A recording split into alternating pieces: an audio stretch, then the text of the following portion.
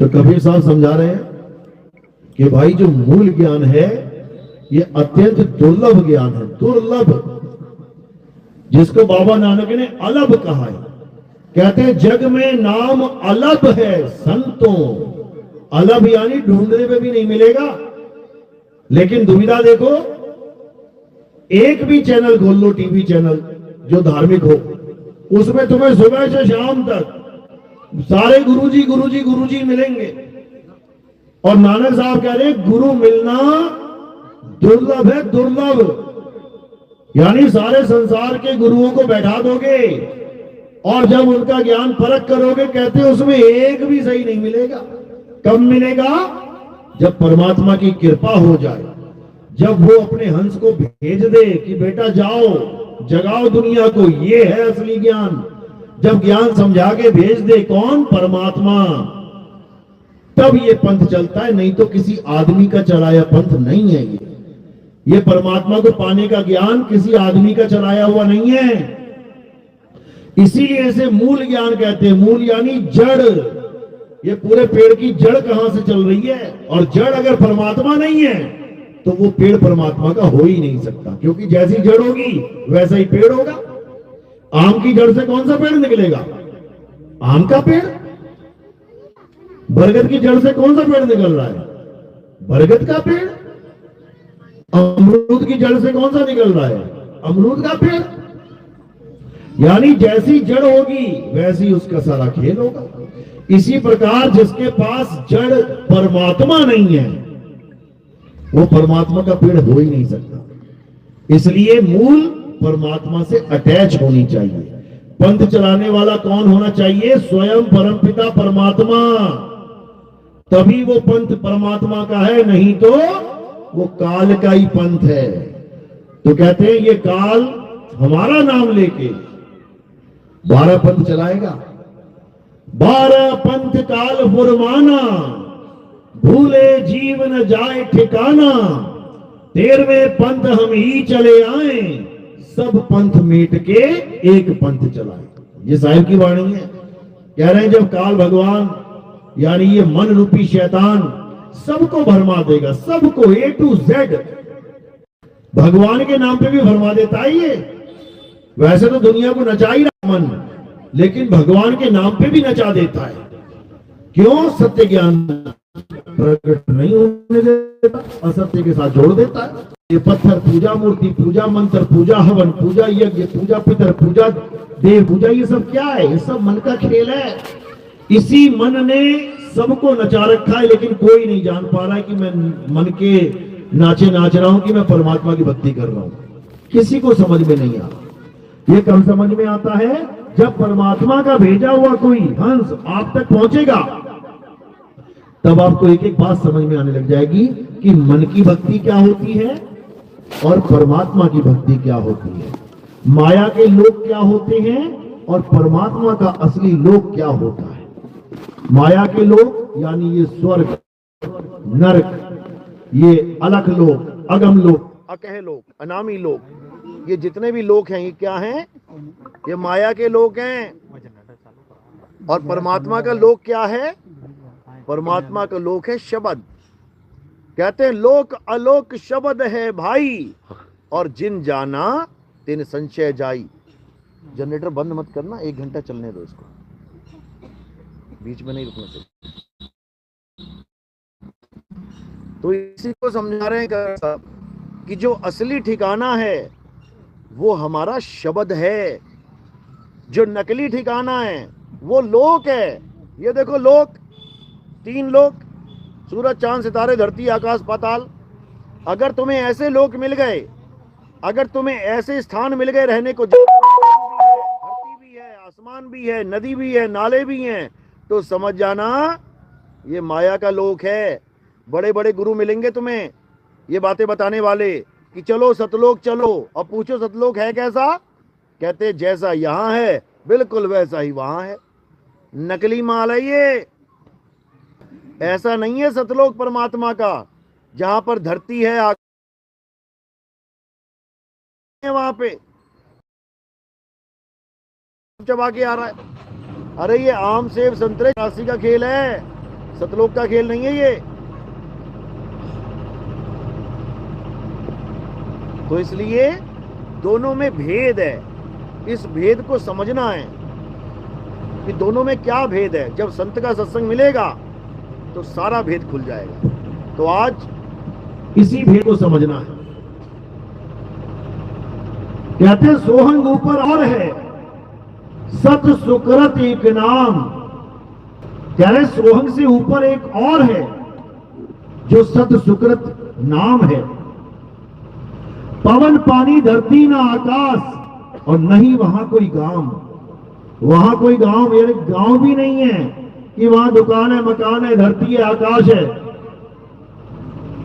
नहीं बस्ती नहीं गांव, यानी ऐसी बस्तियां नहीं है वहां पे कि तुम जाओगे वहां पे रहोगे, मकान बने हुए हैं, वहां पर गाड़ियां खड़ी हैं, हवाई जहाज खड़े हैं। बताओ, ऐसे ऐसे गुरु आ गए हैं जो जीवों को भरमाने में लगे हैं।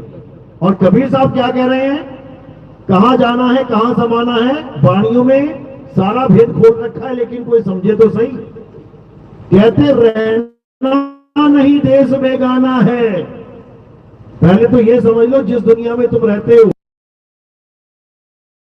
जहां का तुम पानी पी रहे हो, जहां की तुम हवा ले रहे हो, तुम फल फूल खा रहे हो, ये अपना देश नहीं है, ये परमात्मा का देश नहीं है। यहां तो जीव जीव को खा रहा है।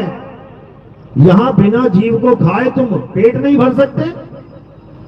ये दाल चावल, ये सब्जियां क्या हैं, ये बिना जीव के कुछ नहीं हो सकता इस दुनिया में। शेर हिरन को खा रहा है, बाघ बकरियां खा रहा है, ये क्या है, जीव जीव को खा रहा है। यानी खाना खाने के लिए भी कत्ल करने पड़ रहे हैं यहां पे। कौन मुक्त हो जाएगा? जितनी बार खाना खा रहे हो जीव हत्या लग रही है, कैसे मुक्त हो जाओगे? केवल एक ही तरीका है मुक्त होने का, और वो क्या है? अकर्ता होके कर्ता हो जा। अकर्ता होके कर्ता हो जा। कर्ता तो है लेकिन अकर्ता होके, यानी दिल से ये भाव हटा देना है कि मैं कुछ खा रहा हूं, मैं कर रहा हूं। ना तुम कुछ खा रहे हो, ना ही तुम कुछ कर सकते हो। तो अकर्ता हो तो खा कौन रहा है, कर कौन रहा है? हे अर्जुन, ये आत्मा अकर्ता है। इस दुनिया में होने वाला हर कार्य 5 तत्व, 25 प्रकृति, 3 गुण, मन और माया के द्वारा किया जाता है।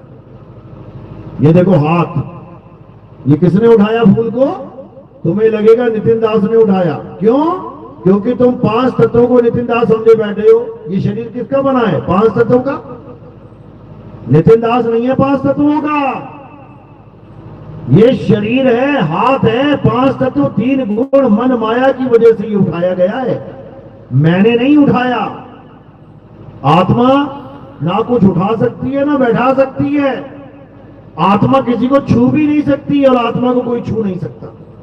नैनम छिंदंती शस्त्राणी, आत्मा को कोई शस्त्र छू नहीं सकता, काट नहीं सकता। नैनम दहती पावका, आत्मा को आग जला नहीं सकती।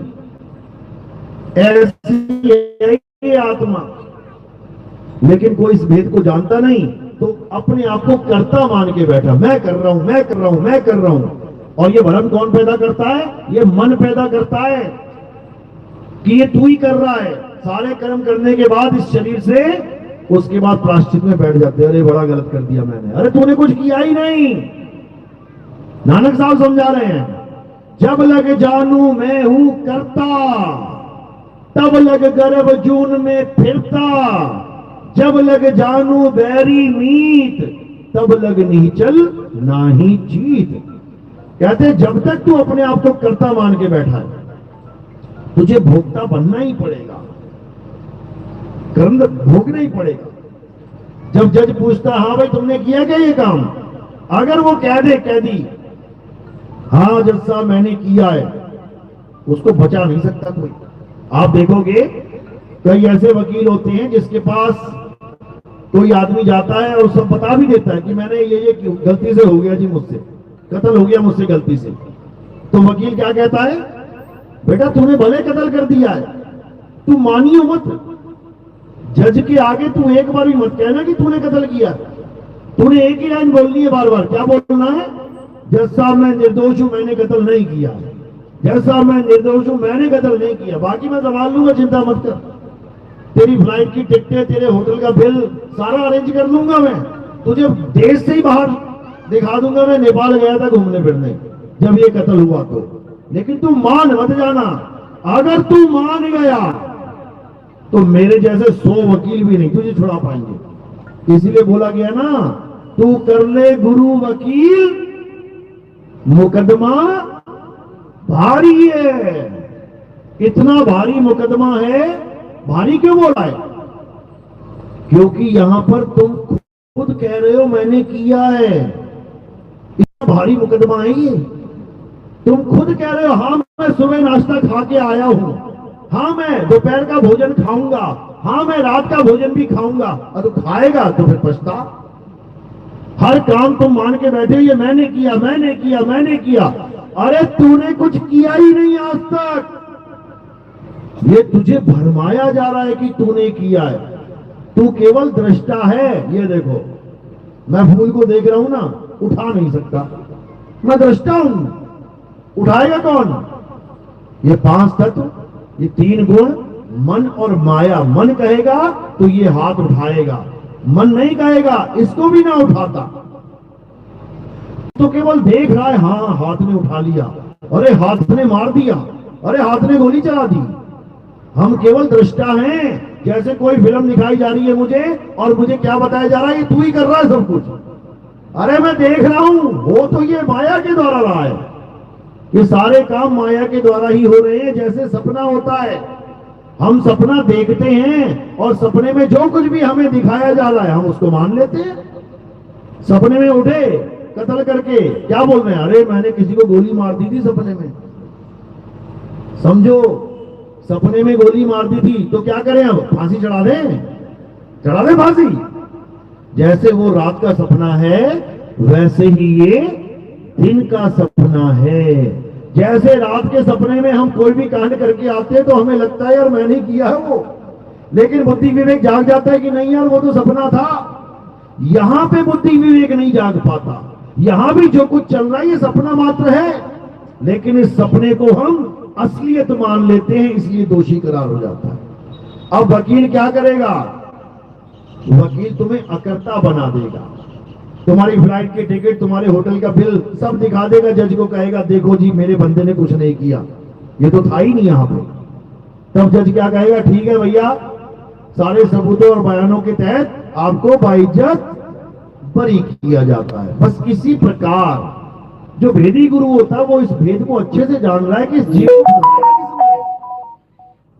इस जीव को मन और माया ने फंसा रखा है। बार बार बार बार ये घोषित करके कि तूने किया तूने किया तूने किया। समझो, अपनी अपनी डेट ऑफ बर्थ याद है सबको? किस दिन, कौन से दिन पैदा हुए थे आप याद है? हाथ खड़ा करो जिसको याद है डेट ऑफ बर्थ अपनी। एक, बस एक को याद है? 2, 3, 5, 7, 20, 25 सबको याद होगी। छोड़ो, यही सबसे बड़ा भ्रम है कि तुम पैदा हुए थे। अजन्मा कब से पैदा हो गया? यही सबसे बड़ा भ्रम है कि तुम पैदा हुए थे। और अगर ये भ्रम तुम्हारे अंदर है कि मैं पैदा हुआ था तो पक्का मरोगे, फिर तुम्हारी डेट ऑफ डेथ भी लिखी जाएगी। लेकिन मेरे भाई तुम अजन्मे हो, तुम अमर हो, ईश्वर अंश जीव अविनाशी। सारी उम्र बीत गई गाते गाते, और उसके बाद उसी अमर जीव का भोग करवा देती। ये जो मर गया, पापा मर गया मेरा, ये मेरी मां, अरे वो तो अमर था यार, मर कैसे गया? यही भ्रम है कि मैं पैदा हुआ हूं और मैं मर जाऊंगा। यही भ्रम है कि मैं सारे काम कर रहा हूं। कुछ भी नहीं करता मैं, कुछ भी। मैं केवल सपना देख रहा हूं। ये दिन का सपना, वो रात का सपना। बस दृष्टा हूं मैं, दृष्टा, इससे ज्यादा कुछ नहीं। तो कबीर साहब यही समझा रहे हैं, पानी में पानी मिला और मिला पौन में पौन। और मैं तो से पूछूं पंडिता, इनमें मरा कौन? कौन मरा इसमें? 5 तत्वों का चोला पहन लिया, और 5 तत्व का चोला उतार दिया। जिसने पहना उसी ने उतार दिया, चोला गिर गया जमीन पे, पहनने वाला थोड़ी नहीं गिर गया, वो फिर दोबारा पहन लेगा एक और। इसको नहीं समझ पाता कोई, पंडित जी को नहीं समझ में आ रहा, जो ये बाणियां गाता फिर रहा है, ईश्वर अंश जीव अविनाशी। उसको पूछो अविनाशी कब से मर गया? भाई तू किसका भोग लगता, तू किसकी तेरवी कर रहा है? जो मर गया उसकी तेरवी होती है, मरा कौन? शरीर। बताओ, शरीर की तेरवी कर रहा है, और जीव अमर है, उसको जानता तक नहीं। तोता पिंजड़े में से उड़ गया, तोता तो उड़ गया 6 बजे, और अगले दिन पिंजड़े को जला के कह रहे हैं कि इसकी मुक्ति हो जाएगी। किसकी? पिंजड़े की। पिंजड़े की मुक्ति करवाएगा मंत्र मार के। अंतिम संस्कार तोते का करना था कि पिंजड़े का? तोता तो पहले ही उड़ गया, और पिंजड़े को 4 लोग लेके जा रहे, राम नाम सत्य है, राम नाम सत्य है। उसके बाद पिंजड़े के मुंह में डाल के घी उसको जला देते, कहते हैं मुक्ति हो गई। किसकी? तोते को तो पकड़ ना पाए, जिसकी मुक्ति करवानी थी। जीव की मुक्ति चाहिए ना, जीव तो पहले उड़ गया, और मुक्ति करवा रहे पिंजड़े की। बताओ, इससे बड़े बेवकूफ कहां मिलेंगे?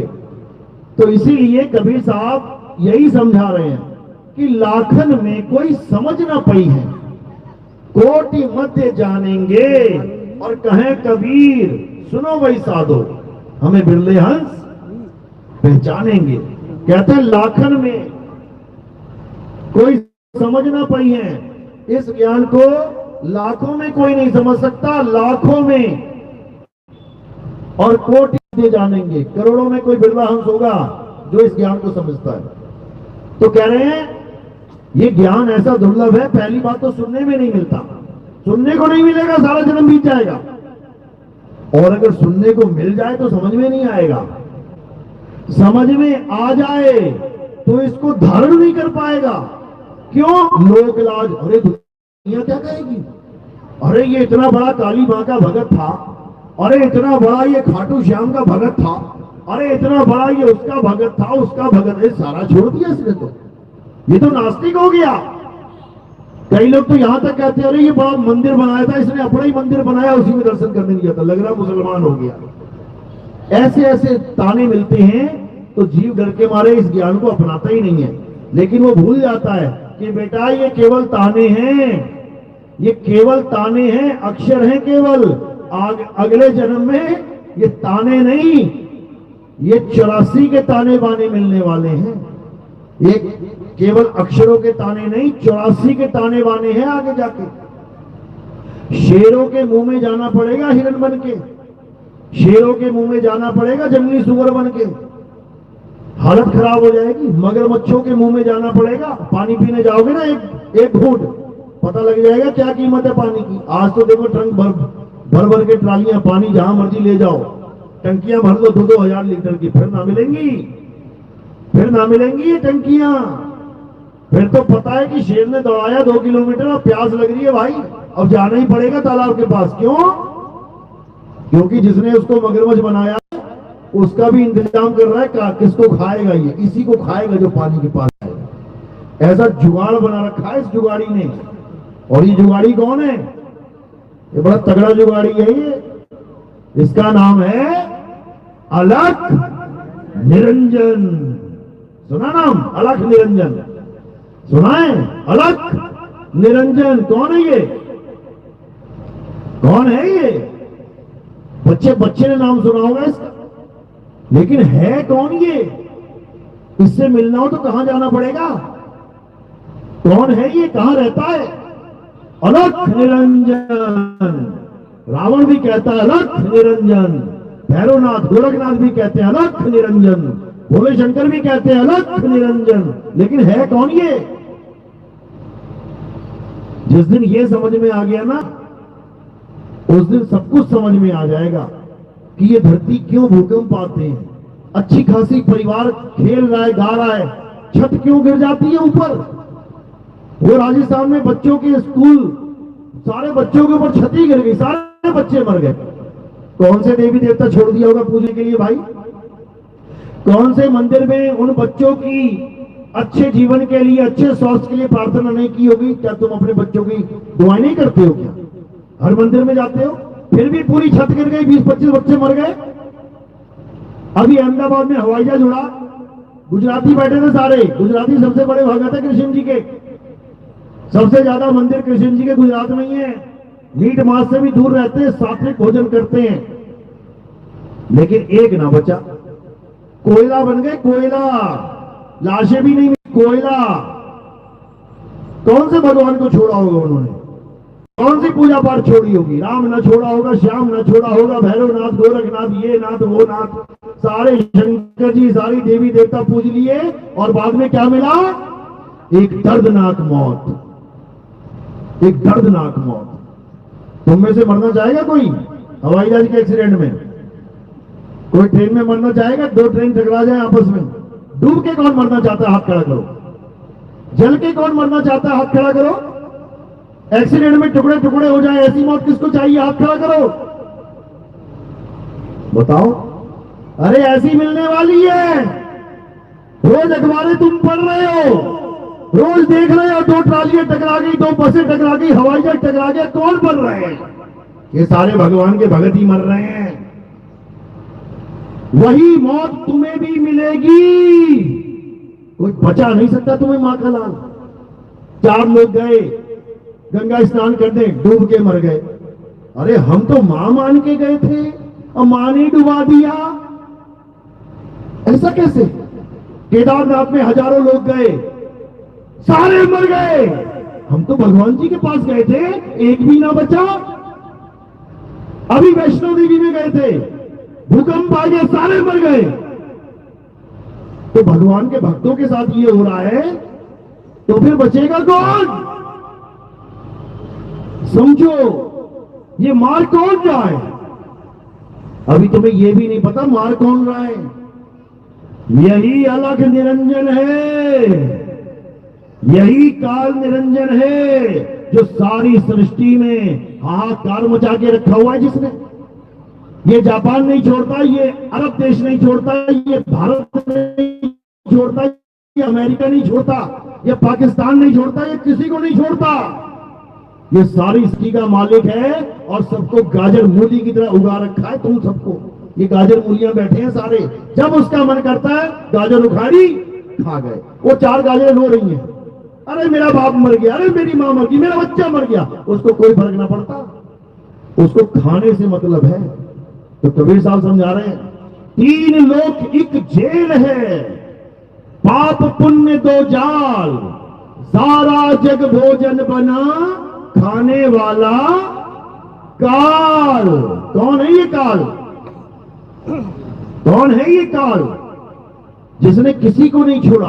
अरे तुम्हारी घरवाली छोड़ो, शंकर जी की घरवाली नहीं छोड़ा, उसको नहीं छोड़ा। 6 महीने लेके घूम रहा है, अरे कोई जिंदा कर दो भाई, कोई जिंदा कर दो। विष्णु जी आ गए, वो भी जिंदा ना कर पाए, चक्कर मार के 9 टुकड़े कर दिए। वो तो कहीं भी करवा लेता, वो 9 टुकड़े ही कर देते, कहीं करवा लेता भाई। समझो, किसी को नहीं बख्शा जाएगा। सब काल के मुंह में बैठे हैं, काल के मुंह में ही जाएंगे। अगर इस काल को अच्छे से देखना है, समझना है, तो गीता पढ़ो, अध्याय 11 पढ़ो। अर्जुन को दिखाया जाता है ये काल का रूप। जब अर्जुन देखता है ऊपर आसमान में विराट रूप देखता है, तो वहां क्या दिखाया जाता है? बड़े बड़े दांत, बड़ी बड़ी विशाल आंखें, बड़े बड़े मुंह से आग निकल रही है, सारे लोग उड़ते हुए जा रहे हैं उसके मुंह में, सारी दुनिया के लोग उड़ उसके मुंह में जा रहे हैं, और वो सबको चूरा बना रहा है, चूरा। अर्जुन कह रहा है, महाराज कौरवों की यानी अधर्मियों की सेना तो आपके मुंह में जा ही रही है, हमारी सेना भी तुम्हारे मुंह में जा रही है। तुम तो धर्म की रक्षा करने के लिए आते हो और धार्मिक ही नहीं छोड़ रहे तुम तो बंदा कोई। बोल रहे हो यदा यदा ही धर्मस्य ग्लानिर्भवति भवति भारत अभ्युत्थानम् अधर्मस्य तदात्मानम् सृजाम्यहम्। हम जब जब धर्म की हानि होती है, जब जब अधर्म का बोलबाला होता है, तब तब मैं धार्मिक पुरुषों की रक्षा के लिए आता हूं। ले लो, रक्षा करवा लो। वो सारी सेना उसके मुंह में जा रही है। अर्जुन हाथ जोड़े याद कर रहा है, अरे हमारे वाले तो छोड़ दो, कौरवों को खा गए, हमारे वाले तो छोड़ दो। तो क्या बोले वो, हे अर्जुन, इस 3 लोक का निर्माण करने वाला और इस 3 लोक का नाश करने वाला मैं काल हूं, एक भी नहीं बचेगा, एक भी। इसका मतलब ये नहीं कि 5 बच जाएंगे, वो 5 भी चले गए काल के मुंह में, वो भी नहीं बचे। तो ये वो काल है भाई जिससे कोई नहीं बच सकता, कोई भी नहीं।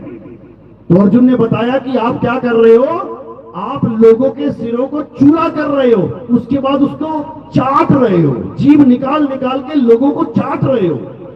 जैसे बच्चा आइसक्रीम चाटता है, ऐसे ही समझ लो मुंडी पकड़ रखी किसी की, उसको खा के खूनम खून हो गया है, अब उस खून को चाट रहे हो। ये भगवान के लक्षण है क्या? ऐसा परमात्मा चाहिए क्या, खून चाटने वाला? कौन कौन लहसुन प्याज नहीं खाता, आप क्या करोगे? लहसुन प्याज नहीं खाता जो वैष्णव है, जो कृष्ण जी का परम भगत है, कोई एस्कॉन टेम्पल वाला है, कोई वृंदावन वाला है, कहते लहसुन प्याज नहीं खाएंगे। क्यों? भगवान को पसंद नहीं है। भगवान को जो पसंद है ना वो दिखा रहा है गीता में क्या पसंद है उसे, किसको खा रहा है, किसको चाट रहा है, लिखा हुआ है सब कुछ, आंखें खोल के पढ़ लेना। तो जो भगवान को पसंद है वो भगत को भी पसंद होना चाहिए। आ जाओ फिर चाटो मुंडिया लोगों की काट काट के। ये वो नकली भगवान है भाई। अब असली क्या है वो भी गीता में लिखा है, लेकिन मोतियाबिंद होने के कारण दिखाई नहीं देता। अब असली भगवान की परिभाषा देख लो, गीता में क्या बोला है। हे अर्जुन, अध्याय 3 17वां श्लोक, हे अर्जुन, जो अपनी आत्मा में रमण करते हैं, जो अपनी आत्मा में तृप्त हैं, जो अपनी आत्मा में संतुष्ट हैं, उनके लिए कोई धार्मिक कर्म कर्तव्य लागू ही नहीं होता। 2 पूजा हो गई। अब कौन कौन सी? एक हो गई काल की पूजा, यानी जो अर्जुन को दिखाई दे रहा उस वक्त, एक तो वो भगवान है काल भगवान, और दूसरा कौन है? हे अर्जुन, ये आत्मा अजन्मा है, नित्य है, शाश्वत है, पुरातन है, ये आत्मा ही सत्य सनातन है। अब ये दूसरा भी आ गया है, आत्मा। इसको आत्मदेव भी कह सकते हो, इसको परमात्मा भी कह सकते हो। अब दोनों की पूजा कौन कर रहा है? उसको जीव कहते हैं। ये जीव या तो काल भगवान की पूजा करेगा, ये जीव या तो परमात्मा की पूजा करेगा, आत्मदेव की पूजा करेगा।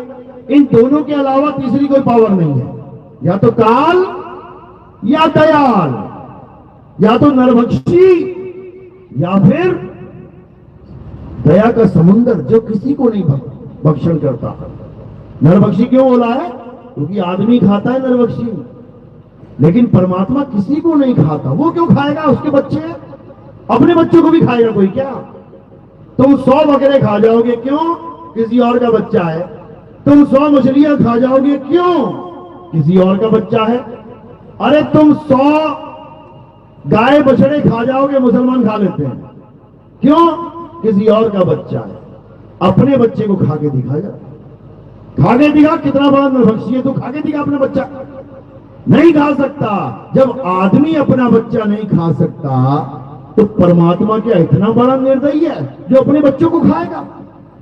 दूसरों के बच्चे को खा सकते हैं हम, अपने बच्चे को नहीं खा सकते। तो भैया हम उसी का अंश है, जैसे उसका गुण है वैसे ही हमारा गुण है। वो भी अपने बच्चों को नहीं खाता, वो तो अपने बच्चों को तारता है, अपने बच्चों को इस बंधन से छुड़ाता है। इसीलिए उसका नाम बंदी छोड़ है। इस काल भगवान ने सबकी डेट ऑफ एक्सपायरी दे रखी है। दवाई लेने जाते हो ना, मैन्युफैक्चरिंग और एक्सपायरी दोनों पकड़ा देते हैं तुम्हें, बेटा यह बनी है और यहां खत्म हो जाएगी। बिल्कुल उसी तरह